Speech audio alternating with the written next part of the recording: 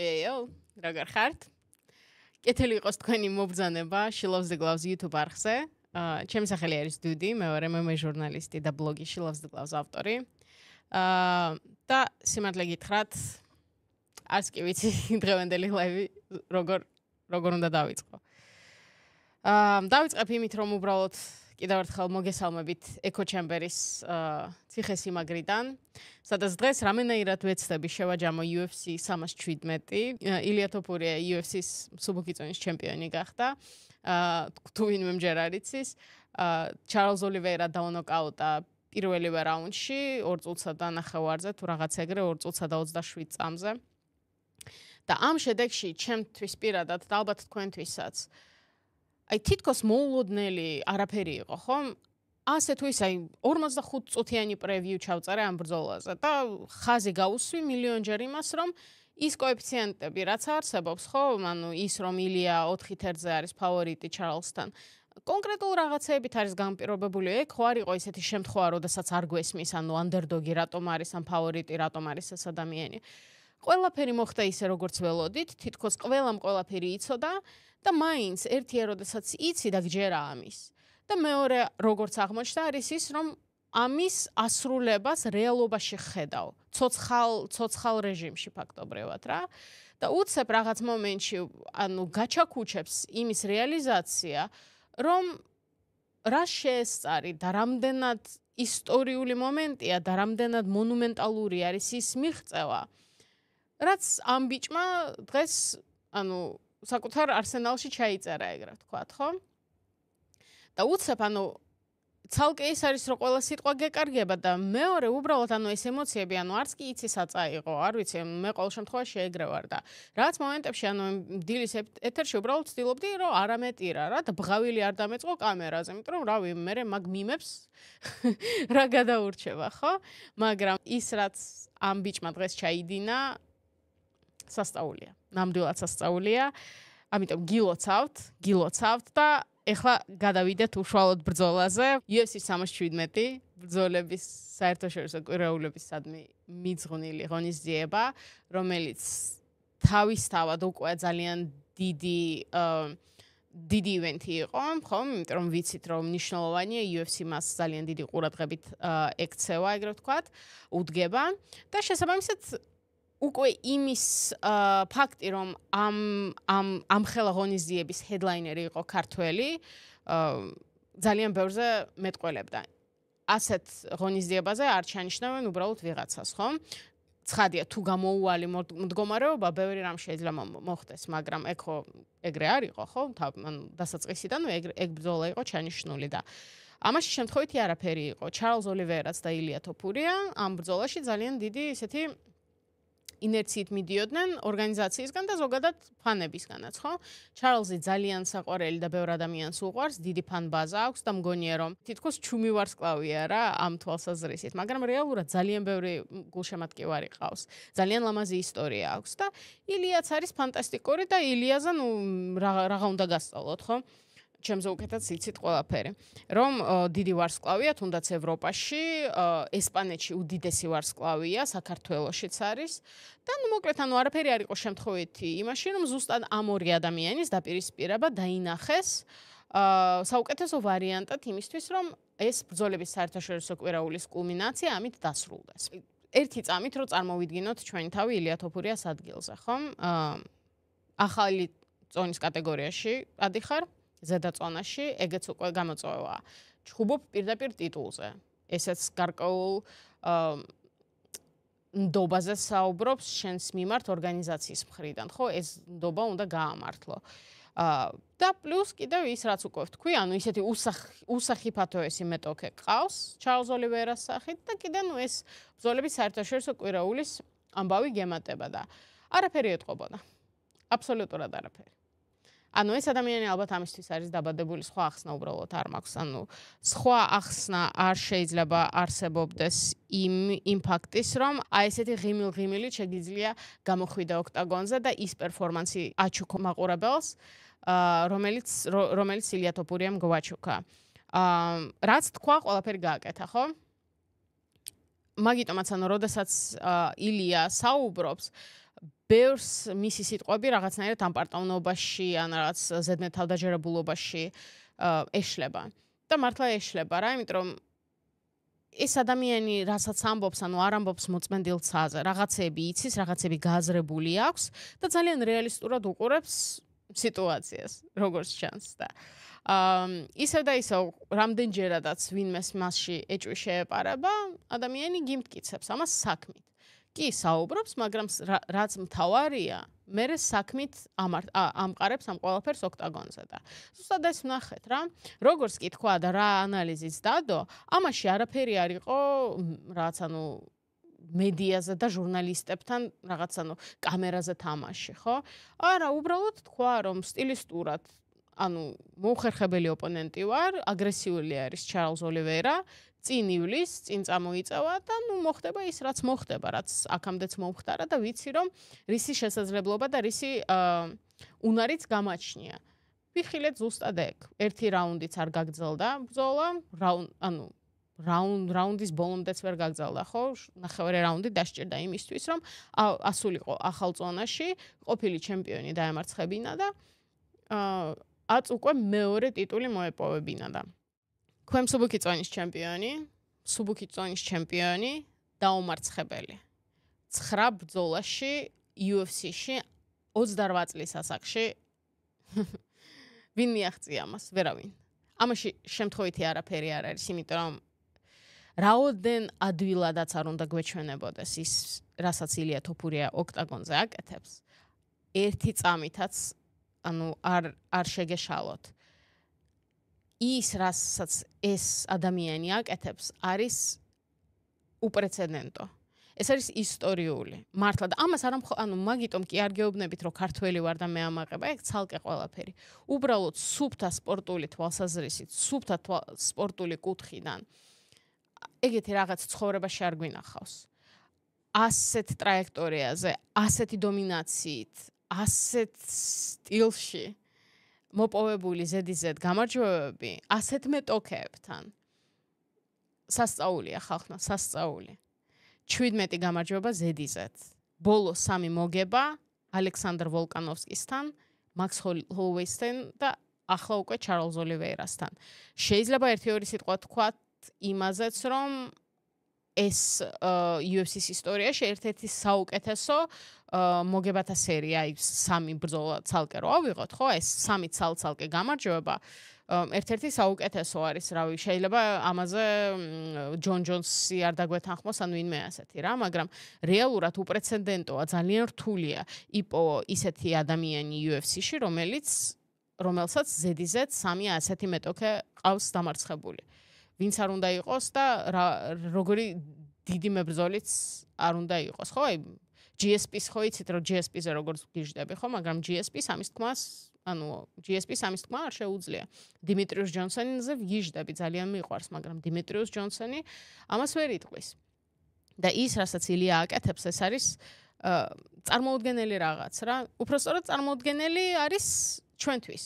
თორე თავად თითქოს ეს ყველაფერი უკვე დანახულიც აქვს და იცის და უბრალოდ რაღაცნაირად მოდის და მართლა ფაქტს აფიქსირებს, ეგრე ვთქვათ, რომ ეს ყველაფერი მოხდა. თავად ბრძოლაზეც რო 1-2 სიტყვა ვთქვათ, ხო, როგორ დაიწყო და უნდა ვთქვათ, რომ თავიდანვე მოხდა ის, რასაც ველოდებდით, ხო? ის შემართება, რაც ჩარლზ ოლივერასგან ნახეთ, ეს კიკები ძალიან კარგი გეგმით გამოვიდა. და სანამ დაიწყო ბრძოლა, სტუდიაში ვუყურებდით, ხო? და ეგრევე ვთქვი რა, უეჭველი მეთქი, ახლა გახსნის იმით. პირდაპირ იმით ფეხის დარტყმებით სხეულში და ფეხებში რა, იმიტომ რომ ეგ იქნებოდა 100%-ით სწორი მისგან რა. იმიტომ რომ ეს არის ანუ დისტანციის და ზოგადად მოჭიდავის შეკავებისთვის იდეალური. სხეულს უზიანებ მეტოქეს, ანუ კარდიოსაც უზიანებ, ეგრე ვთქვათ. და ნუ თან ამ დისტანციის კონტროლში დაგეხმარება, იმიტომ რომ კარგად ვიცით, ხო, რომ ილიას სჭირდება ეს დისტანციის შემცირება. ხო და შენ აქეთ ცოტა დაცული ხარ და თან ზიანს უყენებ რეალურად მეტოქეს. ეს ძალიან კარგი იყო, მაგრამ როგორც პრევიუში ვთქვი, ეს ყველაფერი იწვევს იმას, რომ მე იხსნები, იმიტომ რომ ხო, არ არსებობს ისეთი რაღაცა, რომ იდეალური შეტევა არ არსებობს, ხო? რაღაცას როდესაც ცდილობ, მეორე რაღაცას თმობ. ხო და ვნახეთ ეგ რა, ნუ ის ბრძოლა და ის შერკინება იყო რეალურად, ხო? ერთი მეორეს დაეჯახა და საბოლოო ჯამში რა სურათიც ვნახეთ იყო ის, რომ ფიზიკურობაში ჩემი აზრით ოლივეირამ აჯობა, კლინჩიც გამოჩნდა ეგ რამდენიმეჯერ, როდესაც აი თითქოს მოშორებაზე რაღაცნაირად ეცადა, ხო? ანუ თავი მოეშორებინა და ანუ მოკლედ რაღაც აი სუფთა ფიზიკური გაბარიტებით და ძალით ოლივეირა ჯობნიდა.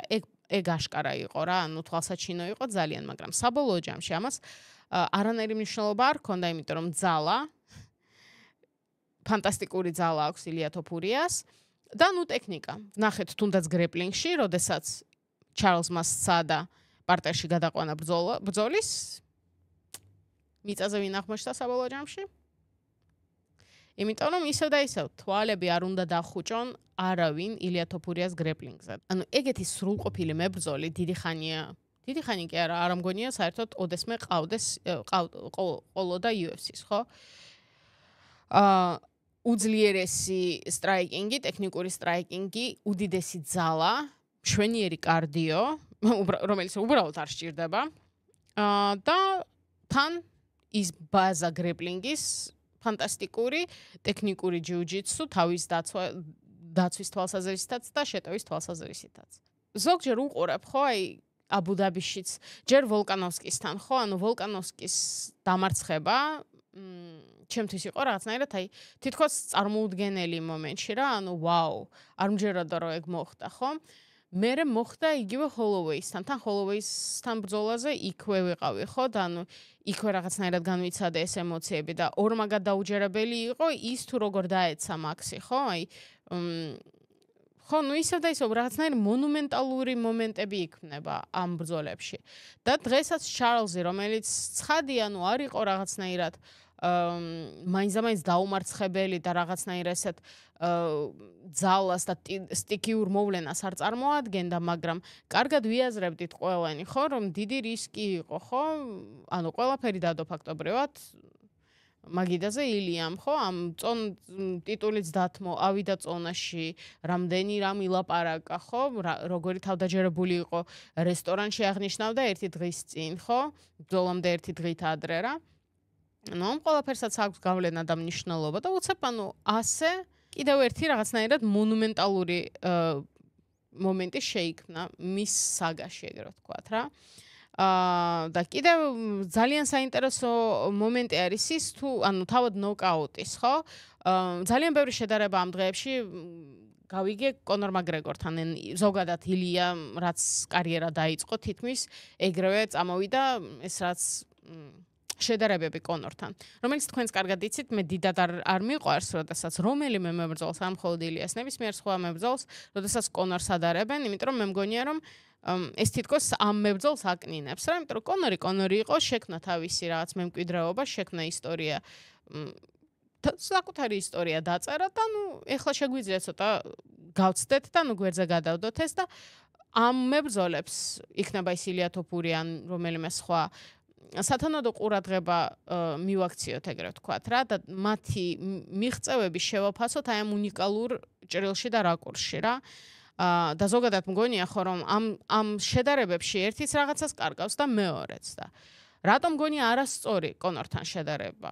ბოლომდე სწორი არ არის. ჯერ ერთია რომ 9 ბრძოლა უკვე აჯობა კონორს მგონი 11 თუ 10 ბრძოლა დასჭირდა იმისთვის რომ მეორე ტიტული მოეპოვებინა, იმიტომ რომ შედარებით მალე მოიპოვა ქვემსუბუქი წონის კამარი, მაგრამ მერე როდესაც მსუბუქ წონაში ავიდა, ეგრევე ტიტულზე ვერ იჩხუბა, იმიტომ რომ როგორც გახსოვთ, რაფაელ დოს ანჯოსი ჩაეხსნა ბრძოლას და მოკლე ვადაში მოუწია ნეით დიასთან ბრძოლა კონორს, რომელიც პირველი ბრძოლა წააგო და მერე მეორე ბრძოლა მოიგო და შემდეგ უკვე მოიპოვა ეს მსუბუქი წონის ტიტულიც. ილია თოფურიას ეს არ დასჭირდა, ხო? მოიპოვა ქვემსუბუქი წონის კამარი. დაიცვა ერთხელ, ესეც მნიშვნელოვანია, კონორს არც ერთი კამარი არასდროს არ დაუცვია. დაიცვა კამარი თოფურიამ, თან როგორ მეტოქესთან, რომელიც ჩემი აზრით მისთვის სტილისტურად ყველაზე მოუხერხებელი იყო და ვოლკზე გაცილებით უფრო რაღაცნაირად სახიფათო თითქოს. დაიცვა ამ ადამიანთან და მერე გადაწყვიტა ამ ზედაწონაში ასვლა და ეგრევე მოიპოვა ეს მეორე ტიტულიც. მეღიმება უბრალოდ რა თავს ვერ ვიკავებ. ამაში უკვე არის განსხვავება ხო ეს ტიტულის დაცვა, წაუგებელი, გაცილებით უფრო ნაკლებ ბრძოლაში და მეორე კიდე რაოდენ ძლიერი არ უნდა ყოფილიყო კონორი ქვემსუბუქ ზონაში და ჰქონდა ვიხილეთ არაერთხელ ის რომ ამ ერთი დარტყმით ნოკაუტის ძალა ჰქონდა კონორს. მსუბუქ ზონაში მაინც და მაინც ამის მაგალითი არ ყავს. ედი ალვარესთან მე ბრძოლა იყო სასწაული, მართლა შთამბეჭდავი. იმ მომენტში მართლა დღემდე მგონია რომ ოქტაგონზე იყო მითიური მებრძოლი კონორ მაკგრეგორის სახით. უნაკლო პერფორმანსი ჩაატარა მაშინ, მაგრამ მაინც ედი ერთი დარტყმით არ დანოკაუტებულა. იქ იყო 4 დარტყმის კომბინაცია რა, თან ედი ვარდებოდა და კონორი და ესეც უნდა დაუფასოთ ეს მომენტი, როდესაც ვუყურებთ, ხო? ანუ მოძრავ მიზანს როგორ არ ტყავს და არც ერთი პანჩი ვერ აცილა ედიმ რა. ანუ ეს კონორის ტექნიკაზე და სიზუსტეზეც მეტყველებს და რაოდენ შთამბეჭდავიც არ უნდა იყოს ეს, ხო? ანუ ერთი პანჩით არ დანოკაუტებულა. თოფურიას შემთხვევაში დღეს კი რაღაც მომენტში იყო ეხაც კომბინაცია, მაგრამ თავადაც ნახეთ, შეგიძლიათ ვინმეს თუ არ გინახავთ, შეგიძლიათ კიდევ ერთხელ უყუროთ და მე ნუ დამიჯერებთ და უბრალოდ მიზუმეთ და კარგად დააკვირდით ჩარლზ ოლივეირას. პირველივე მარჯვენა ჰუკით ითიშება რეალურად. მერე მარცხენა ჰუკიც ემატება და ნუ მერე როდესაც ვარდება უკვე ground and pound-ზე ეს hammer fist-ები სრულიად ზედმეტი იყო, მაგრამ ცხადია მებრძოლი იმ მომენტში რეფერის პასუხისგებლობაა, რომ გააჩეროს ბრძოლა, ხო? ანუ შენ მაგ მომენტში შენი პასუხისგებლობა არ არის, ვიღაცას გაგებით მოუკიდო და მოეფერო, ხო? პირიქით, ანუ ბრძოლა უნდა დაასრულო, უნდა დააფინიშო და ეს მკვლელი ინსტინქტი არსად არ მიდის. ხო და რეალურად შეიძლება ვთქვათ, რომ ერთი დარტყმითაც დანოკაუტდა დღეს ჩარლზ ოლივეირა. სერიოზული განაცხადი იყო ეს. ხო. კიდევ ერთი საკითხი, რომელზეც მინდა ერთი-ორი სიტყვა ვთქვა, იყო ის, რომ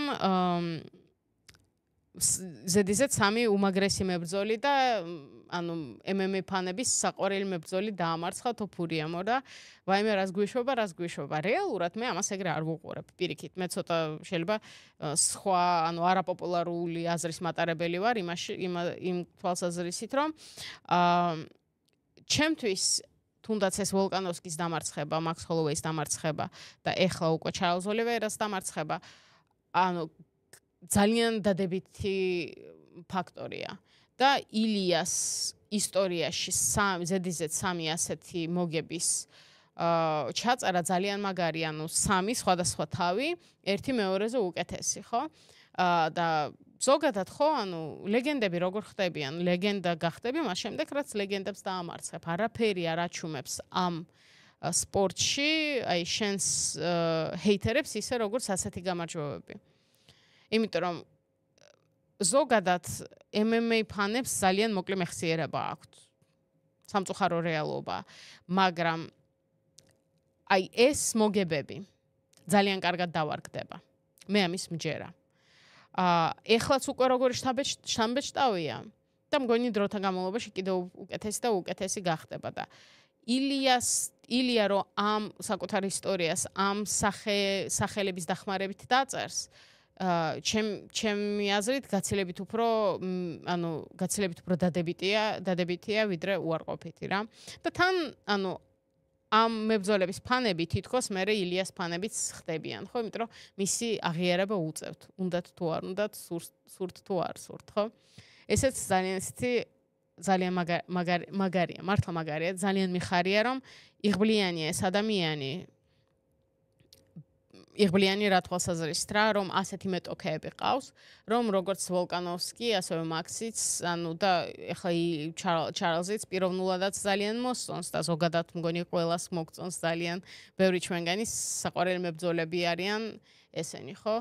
და უცებ ჩვენი ქვეყნის წარმომადგენელი ამათ ასე ამარცხებს, რომ ვერც კი წყინს რა, რეალურად. მართლა თავს ძალიან იღბლიან ადამიანად ვთვლი იმის გამო, რომ ილია თოფურიას კარიერის გაშუქების პრივილეგია და პატივი მაქვს. ამას არ ვამბობ, იმიტომ რომ მინდა ილიამ ეს გაიგოს, ან მისმა ოჯახმა, ან რამე მსგავსი, ან იმიტომ რომ ქართველი ან რაღაც არა. უბრალოდ როგორც უკვე გითხარით, რის გამოც ვუყურებ მე ამ სპორტს. ანუ მე ამ სპორტს რაღაც მაგარ ათლეტებს და გმირებს ვეძებ. და ილია არის, რავი, მართლა ისეთი გმირი, რომელიც კარგი გაგებით გმირი, ხო ხდებით რა, ანუ მაგალითი, რომელიც თაობაში ერთხელ იბადება, რომელსაც შეუძლია რაღაცაში დაგაჯეროს რა, თითქოს დაგანახოს, რომ უფრო მეტის მიღწევა შეგიძლია, ვიდრე შენ თავადაც გეგონა. ანუ მე ეს ამ ბრძოლების შემდეგ ასეთი შთაბეჭდილება მრჩება, რომ მე უფრო მეტი შემიძლია, რადგანაც მათ შეუძლიათ. და დიდი იმედი მაქვს, რომ თქვენც ეგრე ხართ რა და ამ ყველაფერში, ანუ უბრალოდ მაგარი ბრძოლის გარდაც ამასაც დაინახავთ რა. ხო და რავი, ანუ ამ ბიჭის ლიმიტი რა არის, ჯერ არ ვიცით და იმედია დიდი ხანია ვერ გავიგებთ და ან საერთოდ რო ვერ გავიგოთ რა არის მისი ლიმიტი, ალბათ ყველაზე კარგი იქნება, მაგრამ იმის გარდა რომ უმაგრესი სპორტსმენია, უმაგრესი ჩემპიონია, არის ძალიან კარგი ადამიანი და ძალიან მგონია რომ ძალიან სწორი ღირებულებები აქვს რა. ყოველ შემთხვევაში პირადად ისე არ ვიცნობ, მხოლოდ ერთხელ თუ ორჯერ შევხვდით ხო ერთმანეთს. მაგრამ რასაც ვხედავ და ვუყურებ, მგონია რომ ძალიან კარგი პიროვნებაა, ძალიან სწორი ღირებულებებსა და ფასეულობებით და მგონია და ეს პრევიუ სტატიაშიც დავწერე და მთელი პრევიუ სტატია ამ თემის გარშემო მქონდა აწყობილი. რომ MMA-ის დღეს სჭირდება ასეთი გმირი, მართლა გმირი, რომელსაც ვუყურებთ და უბრალოდ ინსპირაციას მივიღებთ.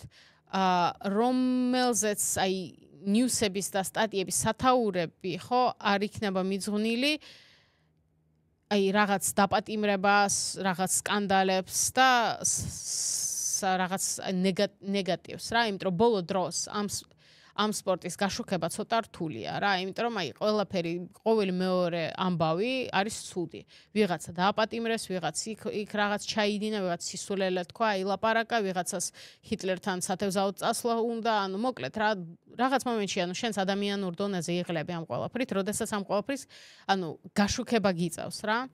და ილიას შემთხვევაში, რავი, ანუ როგორ შეიძლება, ანუ არ მომწონდეს ის როგორც სპორტსმენი, სულაც რომ არ იყოს ქართველი რა. ანუ ერთი სიამოვნება ამ ადამიანის კარიერის გაშუქება. გარდა იმისა, რომ ფანტასტიკურ პერფორმანსებს ჩუქნის, კამერაზე მშვენივრად მუშაობს, მთელი ყველა მისი ინტერვიუს შესანიშნავია. ამის გარდა, ანუ რა მაგალითს აძლევს მომავალ თაობებს, რა მაგალითს მაძლევს მე, რომელიც მასზე რამდენიმე წლით დიდი ვარ. ხო, ანუ თუნდაც ეგ რა, ეგ ამ ყველაფერი ამ როლს თამაშობს რა. და მაგიტომაც რავი, ძალიან დიდი პატივი და პრივილეგია, რომ ამ ყველაფერს თითქოს ახლა ვესწრები და ლაივში ვუყურებ ყველაფერს. ასეთ სიდიადეს რა. ისევ და ისევ ცოტა მეხამუშებ ამ სიტყვის გამოყენება, იმიტომ რომ მგონია ცოტა გაცვეტილია, მაგრამ ხო, ნუ სხვა ტერმინს უბრალოდ ვერ პოულობ რა. ილია თოფურია ძალიან დიდი მებრძოლია და ძალიან დიდი ადამიანია და კიდევ უფრო დიდი ჩემპიონია. მადლობა მას იმისთვის, იმ ყველა განცდისთვის და ემოციებისთვის, რასაც გჩუქნის. და რავი, უბრალოდ დღეს სხვა სიტყვები მართლა აღარ მაქვს. აღარ დარჩა, იმდენი რაღაც ვთქვი უკვე. მგონია რომ თითქმის გამეორება გამოვა, ეხლა რაც არ უნდა თქვა. უბრალოდ მართლა მადლიერებით ახსავსე ვარ ამ ყველაფრისთვის და მხოლოდ საუკეთესოს ვუსურვებ. მასაც, ჩალსაც და ყველას, ვინც დღეს ოქტაგონზე ვიხილეთ რა. მადლობა თქვენ, რომ იყავით დღეს ჩემთან. მადლობა Echo Chambers ამ მაგარი გარემოს შექმნისთვის. მომავალ შეხვედრამდე.